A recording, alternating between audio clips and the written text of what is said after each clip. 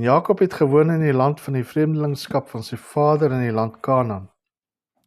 Dit is die geskiedenis van Jakob. Josef het as seun van 17 jaar die kleinvee opgepas saam met sy broers. Hy was nog jonk. Met die seuns van Bila en die seun van Silpa, die vroue van sy vader. Bila en Silpa was die twee byvroue. Want in daai tyd was die gebruik gewees dat die vrou, as sy nie swanger kan raak nie, sal sy haar slavin vir die man gee om in haar naam vir hom 'n kind te baar. So dis nou waar Bila en Silpa inkom. En Lea en Rachel, die vroue van sy vader. En Josef het die slegte gerug oor hulle na hul vader oorgebring.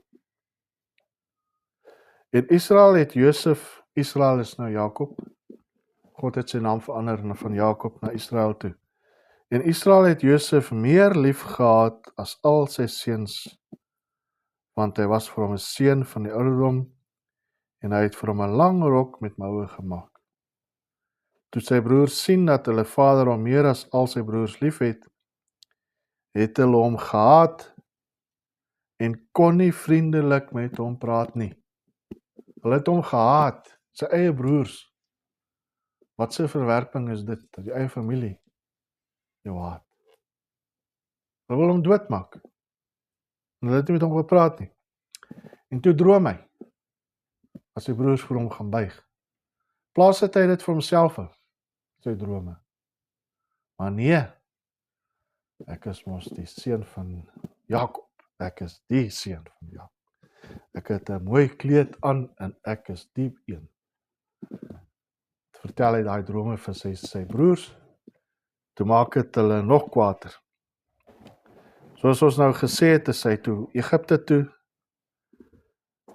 en hy's daar in Egipte, hy word aangestel as tweede in bevel van Farao van die hele koninkryk van Egipte, en daar was hongersnood in die land, en met sy wysheid wat God vir Josef gegee het hy toe bewerkstellig dat daar volop graan in die land is, terwyl die droogte aan die gang was. En 2 jaar en net 7 jaar droogte, het Jakob sy kinders toe besluit, hulle sal Egipte toe gaan, om te gaan graan haal vir die familie, want hulle is besig om dood te gaan, in die land Kanaan, want daar was ook 'n droogte.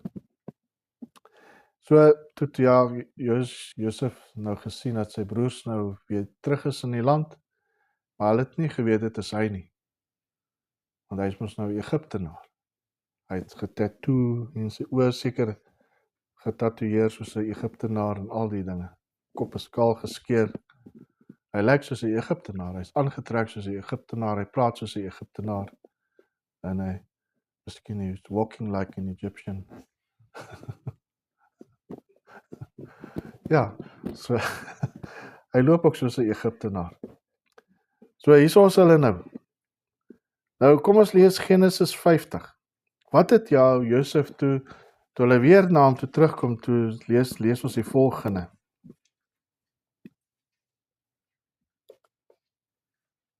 Ek wil net hierso lees, voordat ons aangaan. Te midde van teëspoed het hy staande gebly. Dit het sy vryheid gekos en God het hom beloon daarvoor. Josef het sy broers vergewe vir die onreg wat hulle aan hom gedoen het.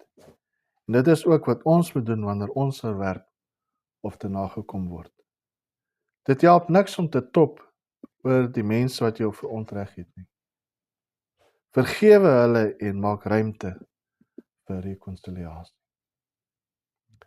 So wat het, nou kom ons lees wat het Josef gedoen. Genesis 50 vanaf vers 17. Dis nou Jakob wat hier praat. So moet julle vir Josef sê, ag, vergewe tog die oortreding van jou broers en hulle sonde, want hulle het jou kwaad aangedoen. Maar nou vergewe tog die oortreding van ons, wat die God van die Vader dien. En Josef het geween, toe hulle met hom spreek. En sy broers het ook self gegaan en voor hom neergeval en gesê, kyk, ons is die slawe. Maar Josef het hulle geantwoord, moenie bevrees wees nie, want is ek in die plek van God? Want julle het wel kwaad teen my bedink, maar God het dit ten goeie gedink om te doen soos dit vandag is, om 'n groot volk in die lewe te hou. Dit wat julle teen my beplan het, was negatief, maar God het dit verander in positief. Ek het wel van julle af weggegaan toe ek 17 jaar oud was. Ek is nou al 'n paar jaar ouer. Dit wat tussen daai tyd gebeur het, het God gebruik om my 'n sterker mens te maak. Ek het wel in 'n tronk gaan sit vir 'n klompie jare. Ek was ver verwyderd van julle, maar God het elke situasie gebruik om my 'n sterker mens te maak, sodat ek vir hom voordelig kan wees, sodat ek sy werk wat hy vir my uiteengesit het, dat ek dit kan uitvoer. Ons moenie teen die prikkels kop nie, al is dit hoe moeilik. Elke ding wat met ons gebeur, is in God se plan vir ons lewens. Amen. Okay, in die Nuwe Testament kyk ons na Jesus Christus. Dink julle Jesus het verwerping ervaar?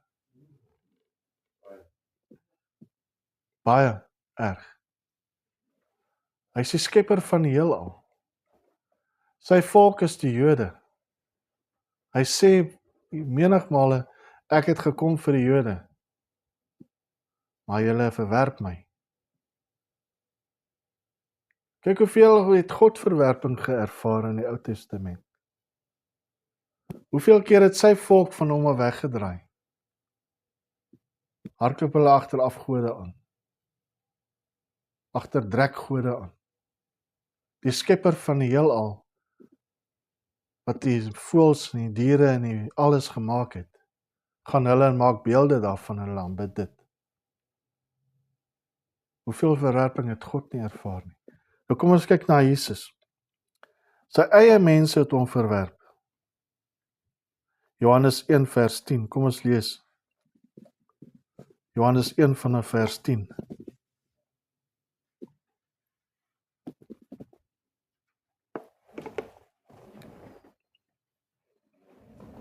Ek is amper klaar.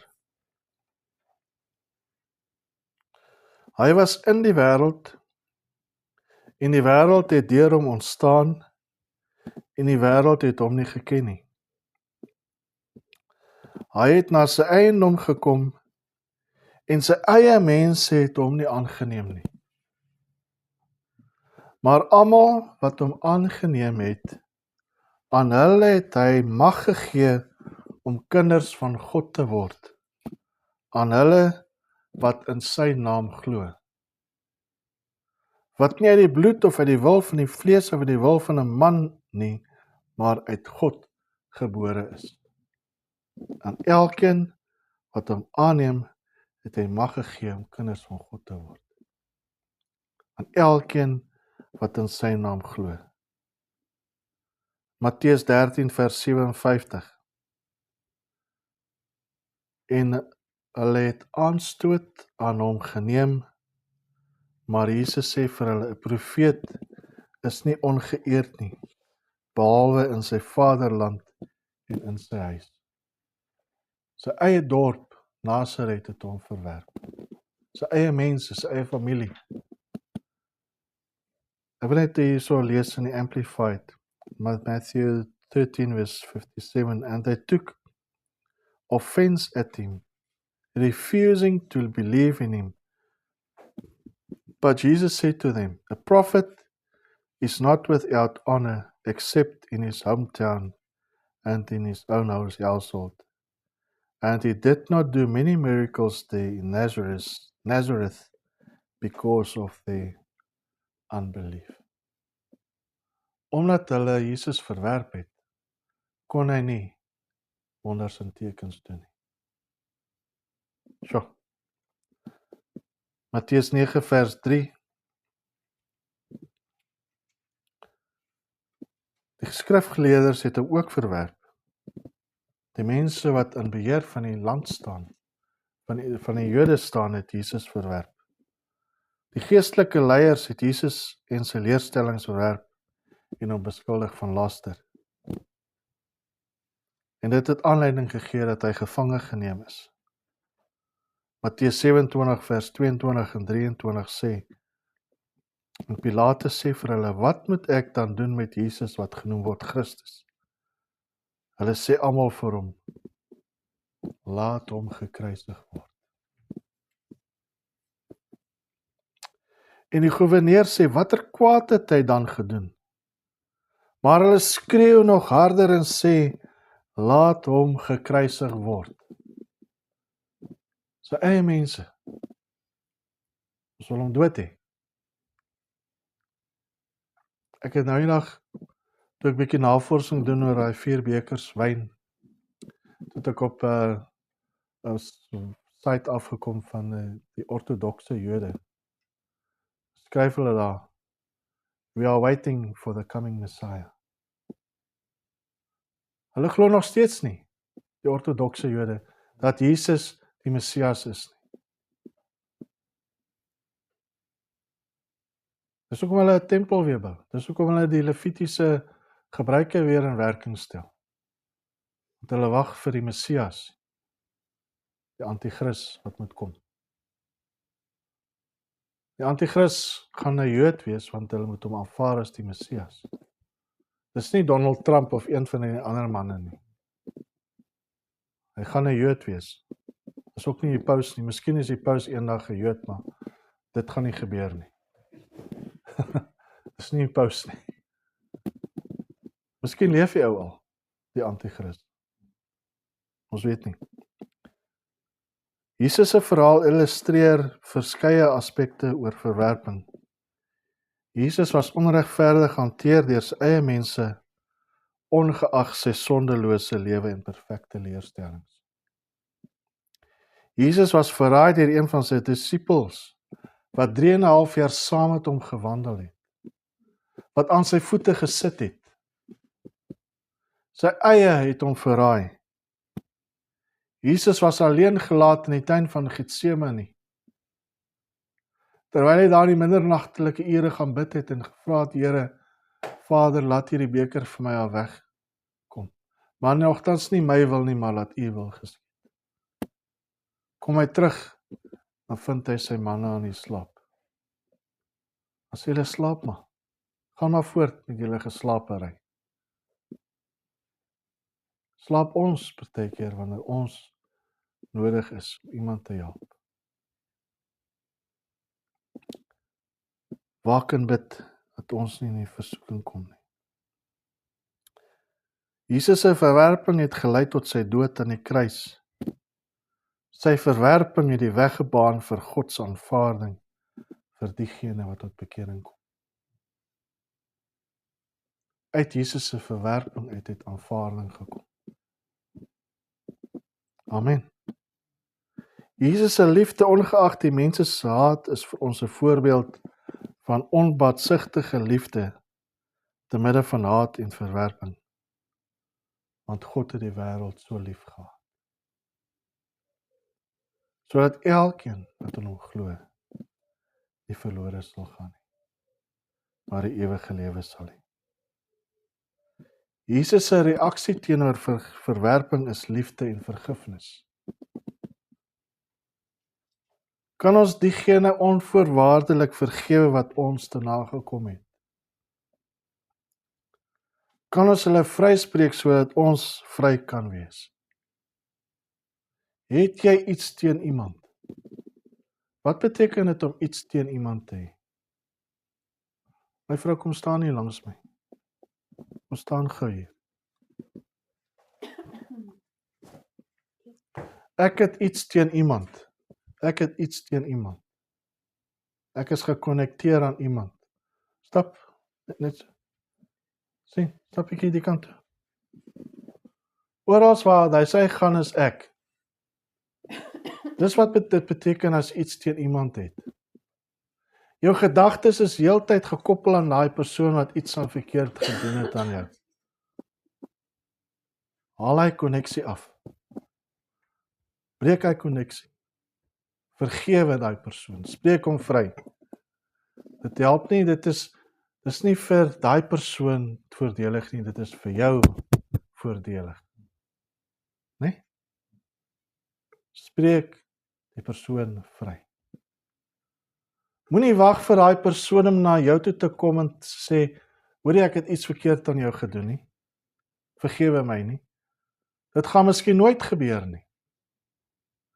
Maar vir jou eie welstand, vir jou eie geestelike welstand, vergewe en spreek vry.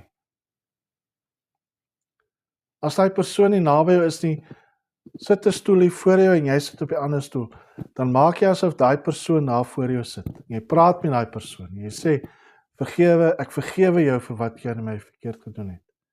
Praat jou hart uit. Raak ontslaaf van die goede wat wat jou festering, wat is 'n Afrikaanse woord so dit word soos 'n prestokoeker. Julle ken 'n prestokoeker. Weet net as daai prestokoeker op hy stoof bly en hy ontplof. Ek wil nie na my ding wees. Ek wil net so 'n storie vertel. Ek was nog so chokkertjie.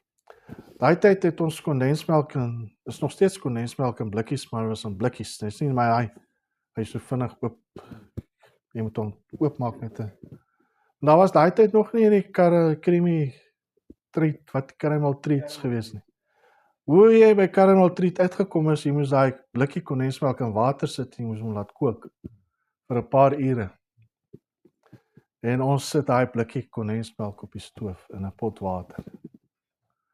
En ons vergeet van die water. Van daai blik op die stoof en hy ding kook droog. Ons sit daar in die sitkamer en ons hoor net 'n ontploffing. Kaboom! Jo, dit was 'n gedoente. Nou moet jy daar in die kombuis kom, is net kondensmelk hier teen die dak se plafon en dit is op die mure en dit is op die stoof. Hierdie is breingoeters. Jy kry dit nie af nie. Ons het gesukkel. Pas op dat jou potjie nie droog kook met jou blikkie kondensmelk binne-in nie. OK? Deel daarmee. Want as daai ding gaan ontplof, probleme. Johannes 3 vers 16, want so lief het God die wêreld gehad, dat hy sy enige gebore seun gegee het, sodat elkeen wat in hom glo, nie verlore sal gaan nie, maar die ewige lewe sal hê. Wil jy iets sê? Yes. Jy moet jouself vergewe. Amen. Het ek dit nie gesê nie? Ek weet nie. Het ek nie? Die belangrikste is, jy moet jouself vergewe. Ook. Amen. Jesus se reaksie teenoor verwerping is liefde en vergifnis. Ek is amper klaar. Kan ons diegene onvoorwaardelik vergewe wat ons te nagekom het? Kan ons hulle vryspreek sodat ons vry kan wees? Ons moet Jesus se voorbeeld volg. Lukas 23 vers 33 en 34. En toe hulle op die plek kom wat hoofskedel genoem word, het hulle hom daar gekruisig. Onthou sy eie mense. Hulle het hom gekruisig. En die kwaaddoeners, een aan die regter en een aan die linkerkant. En Jesus sê, Vader, vergewe hulle. Want hulle weet nie wat hulle doen nie. Hulle weet wat hulle doen nie. En hulle het sy klere verdeel en die lot daaroor gewerp. Vader, vergewe hulle, want hulle weet nie wat hulle doen nie. Soms as iemand iets verkeerd aan jou doen, weet hulle miskien nie dat hulle jou te nakom nie. Vader, vergewe hulle, want hulle weet nie wat hulle doen nie. As ons nou verder aan in Handelinge lees waar Stefanus gestenig was, het hy uit sy menslikheid ook gebid. Vader, reken hierdie sonde nie hulle toe nie, want hulle weet nie wat hulle doen nie. Hy het gesê hulle sondig, maar Jesus het gesê, Vader, vergewe hulle. Hy het nie gesê sondig nie. Ons moet soos Jesus kan sê, Vader, vergewe hulle. Moenie 'n sonde daaraan koppel nie, want dit kan veroorsaak dat daai persoon nie kan volkome vergewe nie. OK. Ek wil afsluit met 'n lied wat ek hierso geskryf, wat ek hierso gekry het. Die lied se titel is The Healer by Lois Bowen. On the cross crucified, in great sorrow he died. The giver of life was he. Yet my Lord was despised and rejected of men, this Jesus of Calvary. He was wounded for our transgressions. He was bruised for our iniquities. Surely he bore our sorrows, and by his stripes we are healed. The price for healing was paid as those cruel stripes were made. Within Pilate's judgment hall, now his suffering afford perfect healing for all this wonderful healers of mine. He was wounded for our transgressions, he was bruised for our iniquities. Surely he bore our sorrows, and by his stripes we are healed. Came the leper to Christ, saying, Surely I know that you, Lord, can make me whole. When his great faith was seen, Jesus said, Yes, I will, and touched him and made him clean. He was wounded for our transgressions. He was bruised for our iniquities. Surely he bore our sorrows, and by his stripes we are healed. Amen. Kom ons bid saam.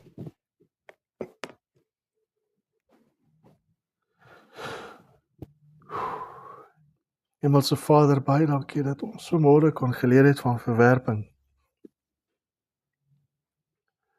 Jesus, U is die voorbeeld wat ons vandag het van hoe om verwerping te kan hanteer. U wat deur die eie mense verwerp is en gedood is. En Here, dankie dat daar uit U verwerping uit vandag vir ons aanvaarding is van die Vader. Dankie Vader dat U ons so lief het. Dat U vir Jesus aarde toe gelaat kom het dat Jesus aan die kruis kon sterf vir ons sondes.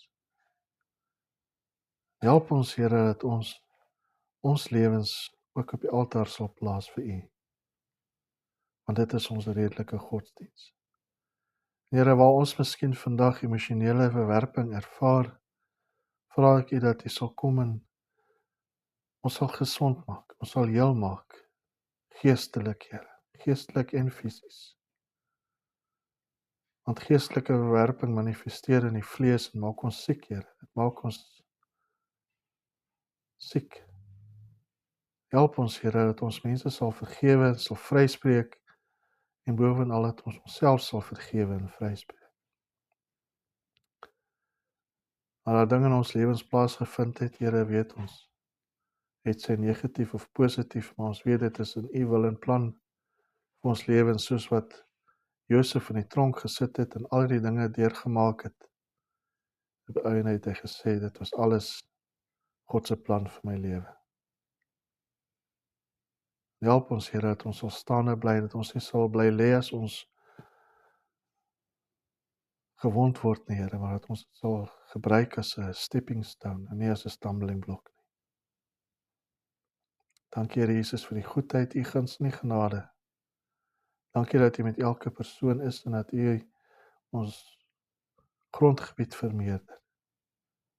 Dat U ons tentpenne uitsprei. Dankie Here dat U meetsnoere vir ons in lieflike plekke gaan val in die week wat voorlê. Here, dankie vir elke persoon wat gee, dat hulle harte sal seën en dat hulle net sal gebless wees van waar hulle ook al mag gaan. Dankie Here Jesus, vir U goedheid, U guns en U genade. Amen.